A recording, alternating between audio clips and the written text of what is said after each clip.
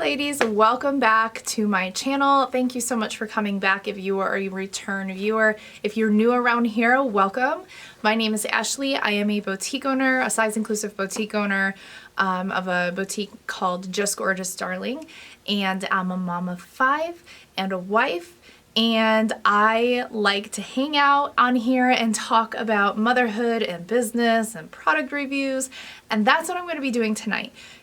So today I'm going to be talking about my experience using Monat products. So for the last year, I'm just going to jump right into it. For the last year, I have been using a product that I carry in my shop called Dirty Bee shampoo bars, and I've done a review about them. I love them. I still love them. I use them for over a year. I still use them on my kids. I'm really fond of the owners of the business, the creators of Dirty Bee, and I have nothing but good things to say about them. But about a month ago, I realized, or I started to notice that they just weren't doing as much for me in the areas of volume and oil control. And that's something that they had always done a good job of, but I knew it wasn't uncommon to sometimes need to change your products around. On top of that, I also have a thyroid condition. I've had it for years. It's called Hashimoto's. You guys are probably familiar with it. There's a lot of people who deal with it. It can cause dry, brittle hair. On top of that, I also have genetically oily skin. My parents both had oily skin, oily scalp. My sister's the same way. So I've got oily scalp, but dry, brittle, thin hair that is shedding a lot because of having a thyroid condition. It's quite the debacle to try to find solutions for. So I have a friend, Katie. She owns a salon. She's been a salon owner for over 16 years, hairstylist for over 16 years, tons of experience. And I sent her a text and I just said, I explained to her the issues that I was having with my hair and just asked her if she had any recommendations for a shampoo and conditioner that I could switch to. I've always had kind of thin, fine hair, and I depend really heavily on volumizing products to help me feel confident, especially as a woman dealing with hair issues, especially hair loss, can really do a number. Speaking of hair, I've got hair in my mouth. It can really do a number to your self-confidence, and I'm not immune to that.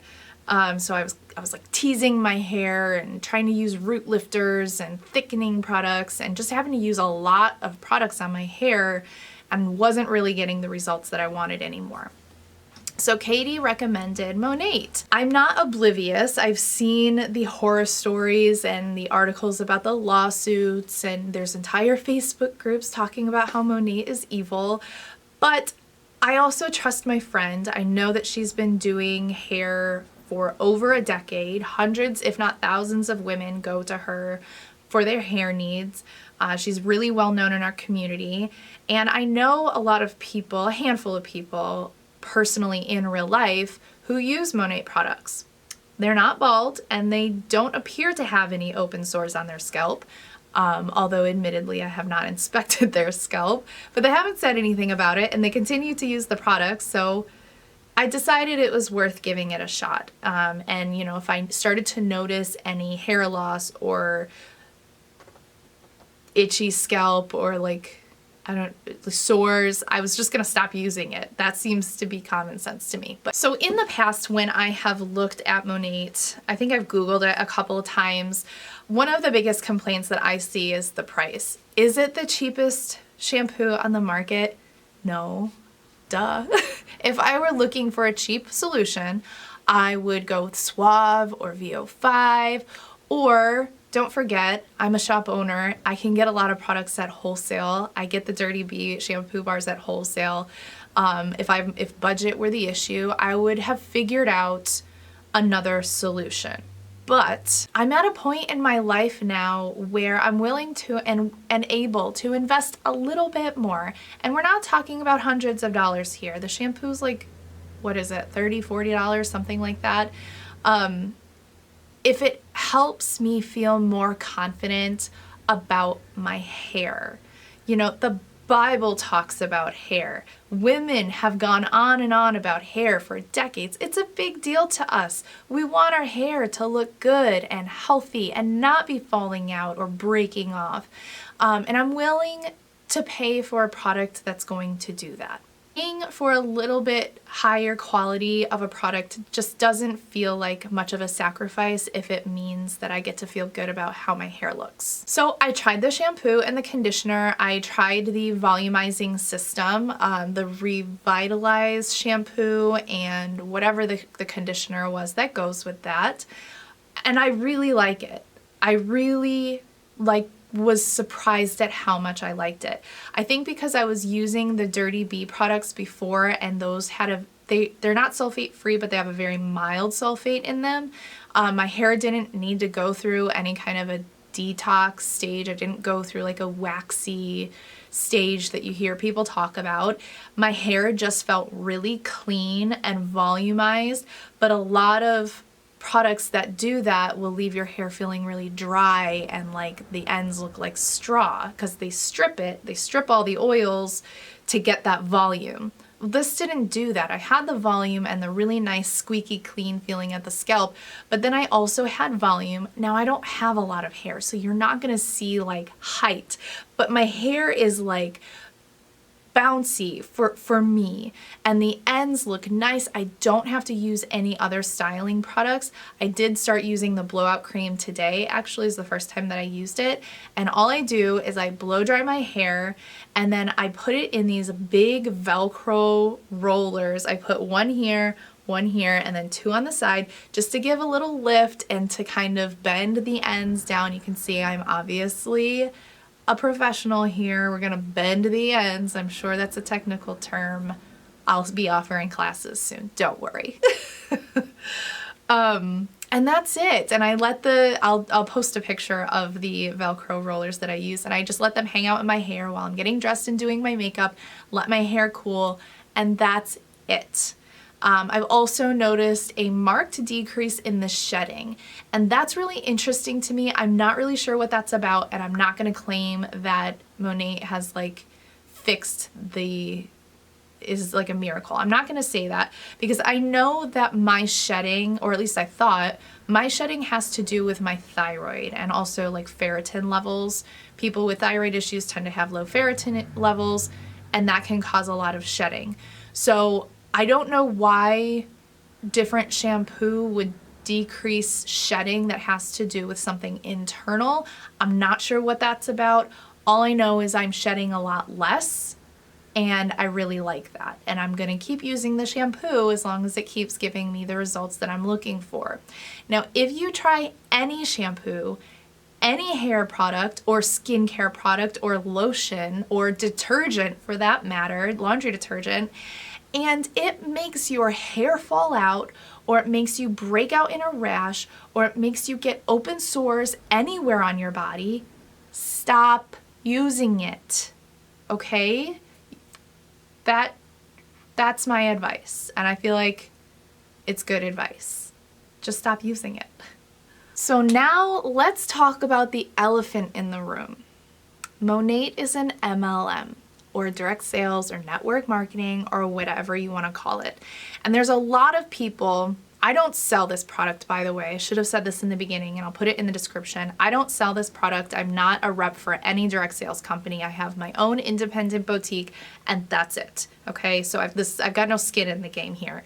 But there's a lot of people who will not use any product from an MLM company simply because it's an MLM. And there's a big stigma against that. And frankly, the stigma has probably been earned in some cases. But I want to talk about, just from a business standpoint, some of the things that I see from my perspective. I'd like to address 3 different perspectives here. I want to talk to the people who are in an MLM.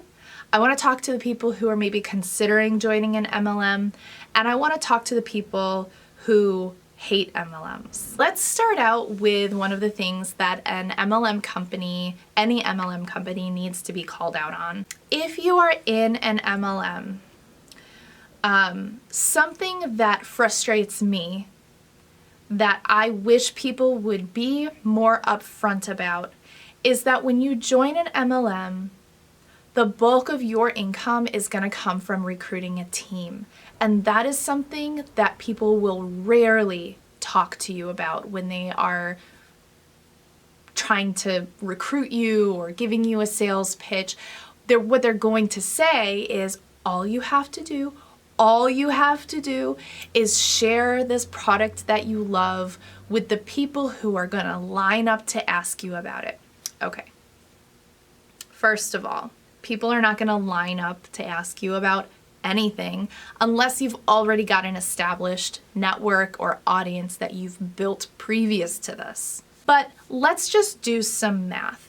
From what I've seen, the typical MLM company is going to have a commission rate on their products of anywhere from 15 to 25%. Let's cut it down the middle and just call it 20%.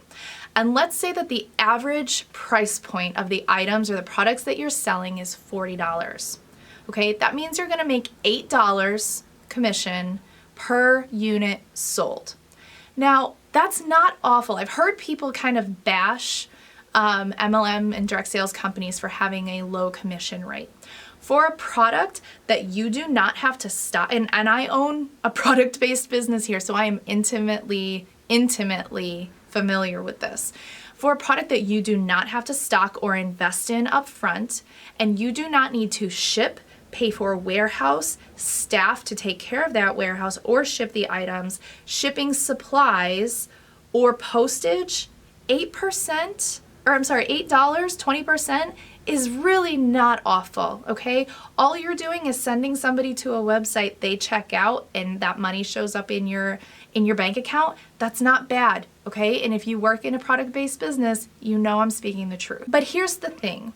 If you are looking to make more than a couple $100s a month, let's say that your goal is to make $4,000 a month, okay? That's not a huge amount of money, but it's not chump change either, okay? So let's just say $4,000 is what you would like to make in order for this business, the time and the effort and the training and the money that you're going to invest in it.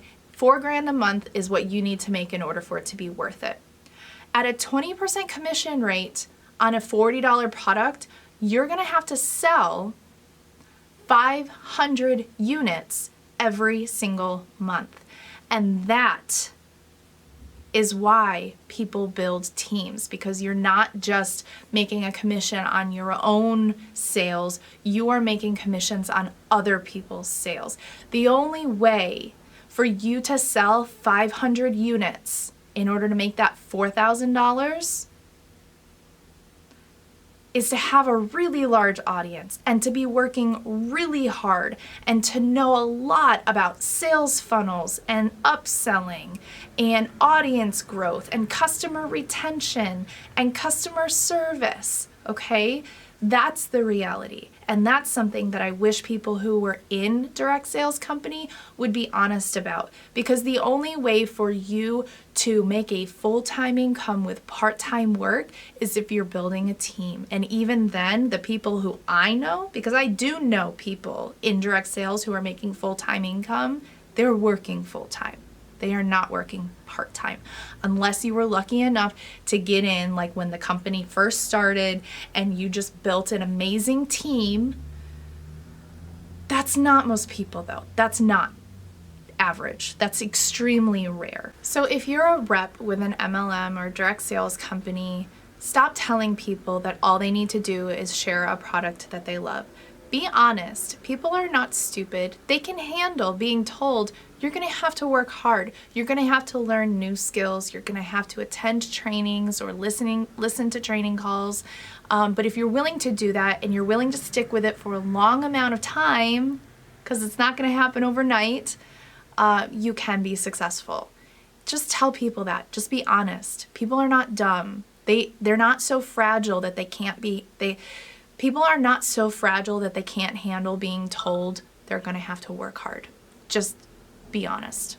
Now I want to speak to the people who are maybe considering joining an MLM or a direct sales company.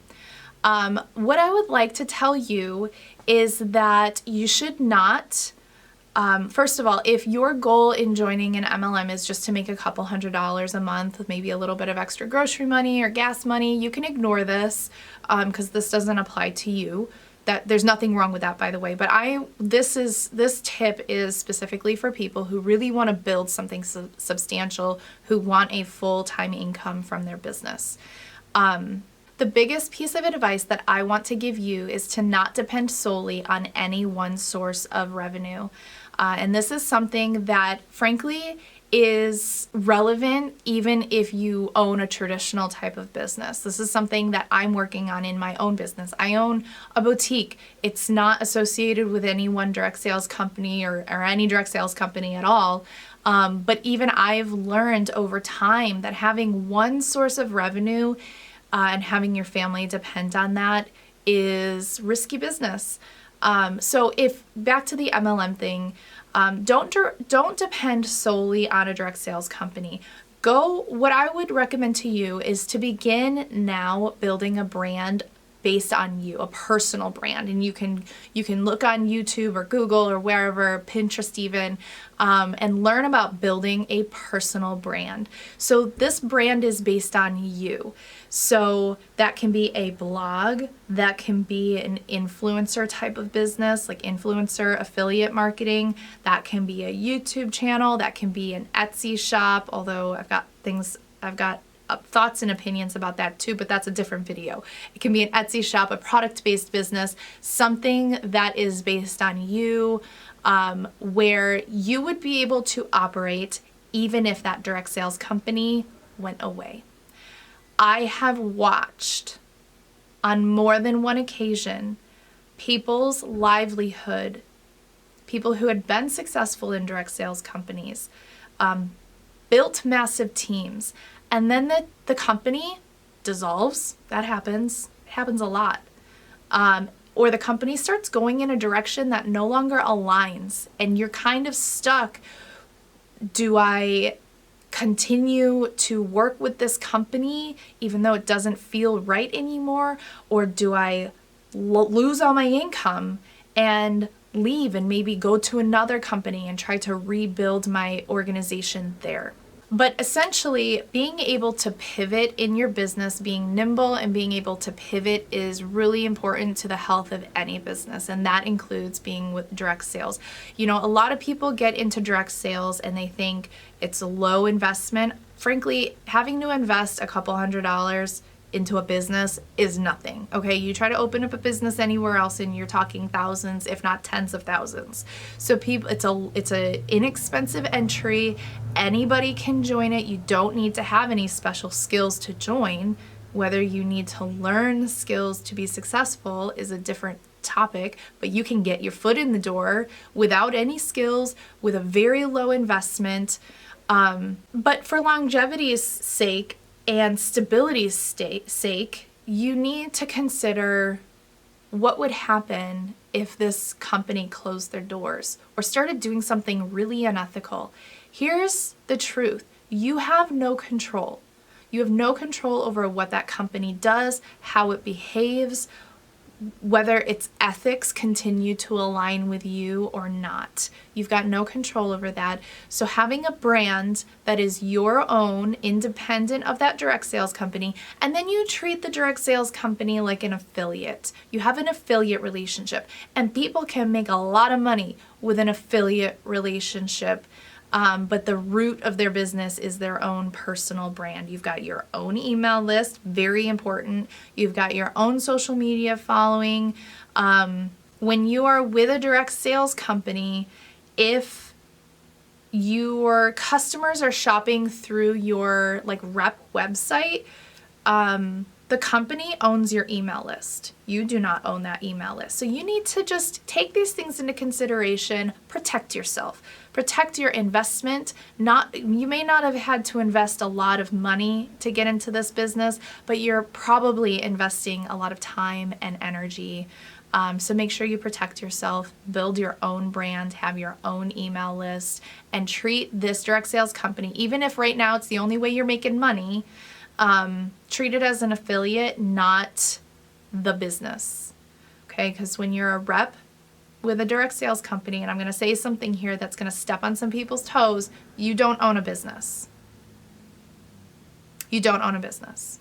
You're an affiliate for somebody else's business. You have no control over that company. You have no control over what they do, how they act, what products they produce, how they produce those products, how they distribute those products. They could frankly flip the entire business model on its head and you would have no control. That's not a business owner, that's an affiliate, okay? So protect yourself, have your own brand, have your own email list, be building a brand and creating content that can stand on its own, completely independent of that company.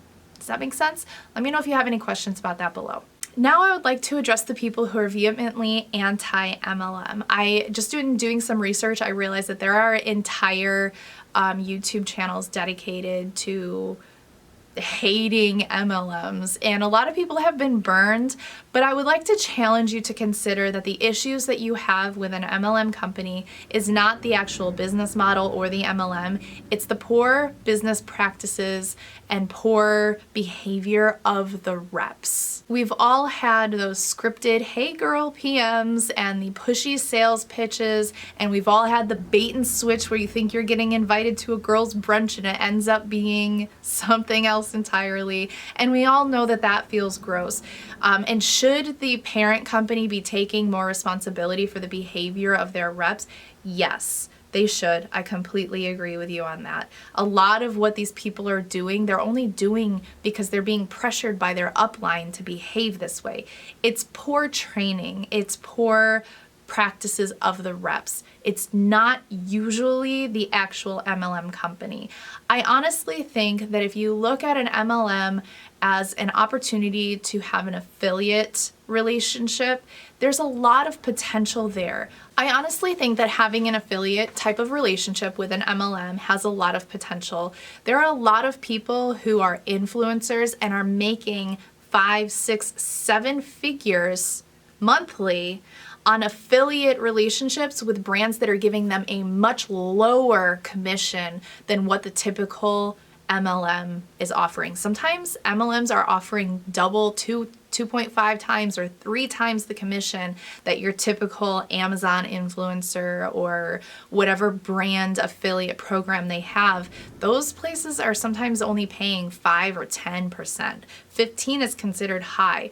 So if you treated this MLM like an affiliate, you could be making good income. People could be making good income. Maybe it's not for you, but I would challenge you to reconsider that. Your issue isn't with the business model. Your issue is with the business practices of the reps. It's just people who are not experienced in business, don't really know what they're doing. But even for larger brands that are not direct sales companies right now, social selling is huge, okay? Affiliate marketing, huge. And that word of mouth marketing and people even just sharing your content on Facebook goes back to creating your own content, shareable content that people actually want to read.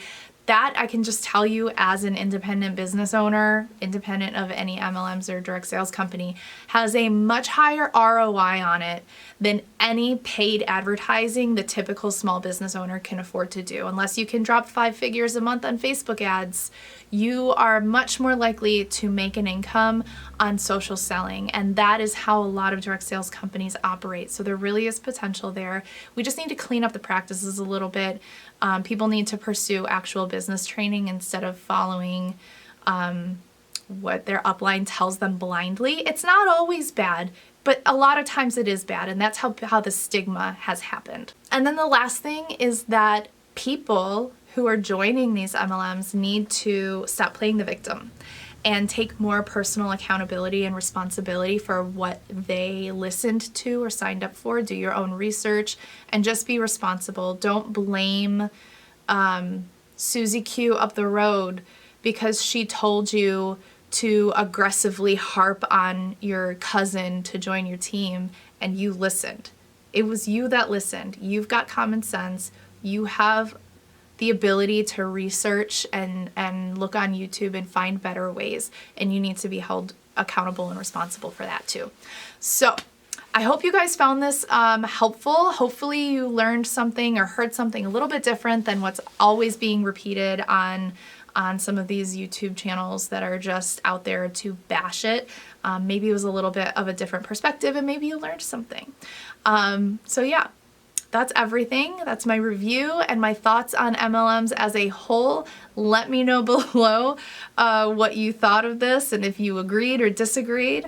I always enjoy having, civil, respectful conversations. So I will see you guys next time. Don't forget to hit subscribe so that you get notified the next time that I upload a video. We have lots of exciting content coming up, and I'll catch you guys on the flip side. Bye.